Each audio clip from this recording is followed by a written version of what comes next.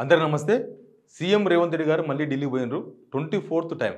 మొన్న పోయిన వారం బుధవారం నాడు మొత్తం ఆడనే ఉన్నాడు.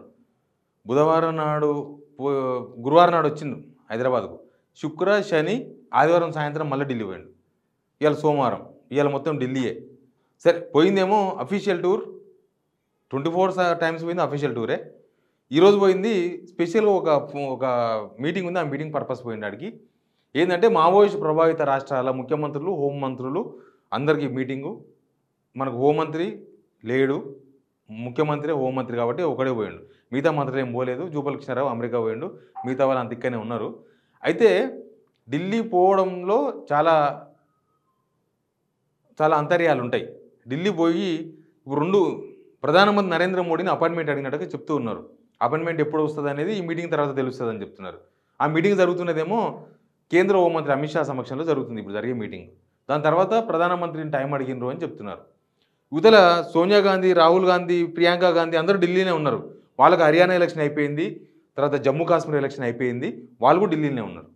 మరి ఇప్పుడు నిజానికి రాహుల్ గాంధీ కలవక చాలా నెలలైంది.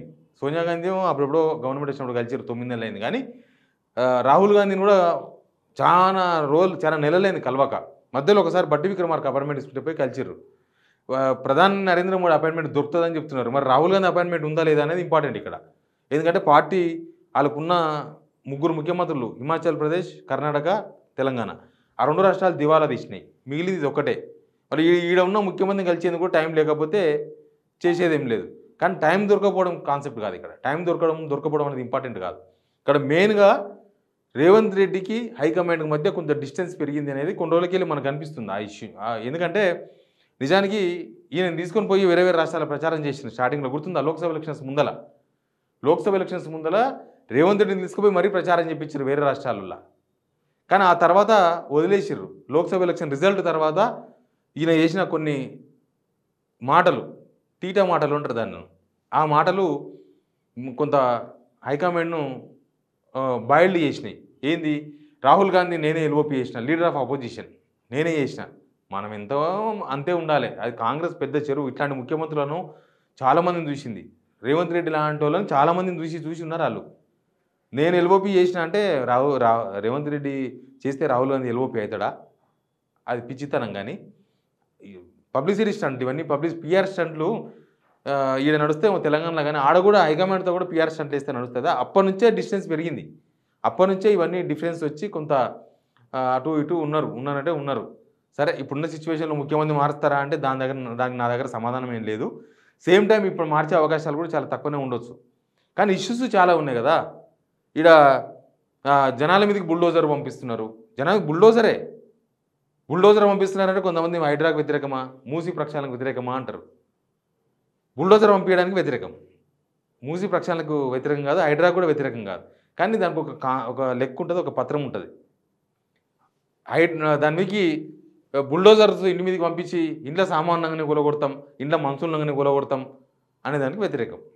అందరు దాన్నే వ్యతిరేకిస్తున్నారు. అయితే అదో ఇష్యూ. తర్వాత సినిమా ఇండస్ట్రీ మొత్తం నెగిటివ్ అయింది కాంగ్రెస్కు. సినిమా ఇండస్ట్రీ మొత్తం ఇక్కడ ఈ మినిస్టర్ కొండా సురేఖ చేసిన కామెంట్స్తోన మొత్తం చిల్లం పొల్లమైంది. అసలు కాంగ్రెస్తో వాళ్ళు ఇంకా భవిష్యత్తులో కూడా పెట్టుకోరే మాట్లాడున్న సిచ్యువేషన్. మొదలే అతకలే, ఇదంతా అతుకుల బొంత లాక్కున్నది. రేవంత్ రెడ్డి ఈగోకు సినిమా ఇండస్ట్రీ వాళ్ళు ఎవరు వస్తలేరు చక్కగా. ఈయన ఈగో, అది వ్యక్తిగత ఈగో. కాంగ్రెస్తో వాళ్ళకి నిజానికి కాంగ్రెస్తో ఇటు కాదు వాళ్ళు, రేవంత్ రెడ్డితో ఈగో. ఇప్పుడు ఈ కొండా సురేఖ చేసిన కామెంట్స్, రేవంత్ రెడ్డి ఇచ్చిన వ్యవహార శైలి ఇవన్నీ చూసిన తర్వాత కూడా అదే అర్థమైంది. సినిమా ఇండస్ట్రీని ఇక దూరం పోను అని చెప్పినట్టే ఉన్నది. కాబట్టి ఇట్లాంటి ఇష్యూస్ ఉన్నాయి. Plus Revanth Reddy personal collections, వాళ్ళ తమ్ముళ్ళు వాళ్ళు చేస్తున్న దందాలు ఇవన్నీ కూడా హైకమాండ్ దగ్గర ఎప్పటికప్పుడు రిపోర్ట్లు పోతూ ఉంటాయి, హైకమాండ్ పోతుంటాయి. లోక్సభ ఎలక్షన్స్ ముందు తర్వాత అన్నట్టుంది రేవంత్ రెడ్డి పరిస్థితి కాంగ్రెస్లో. మరి ప్రధాని నరేంద్ర మోడీ అపాయింట్మెంట్ ఇస్తారని చెప్తున్నారు. రాహుల్ గాంధీ అపాయింట్మెంట్ ఉందా లేదన్నది ఇంపార్టెంట్. వాళ్ళకేం వర్కేం లేదు, నిమ్మలంగానే ఉన్నారు ఢిల్లీలో.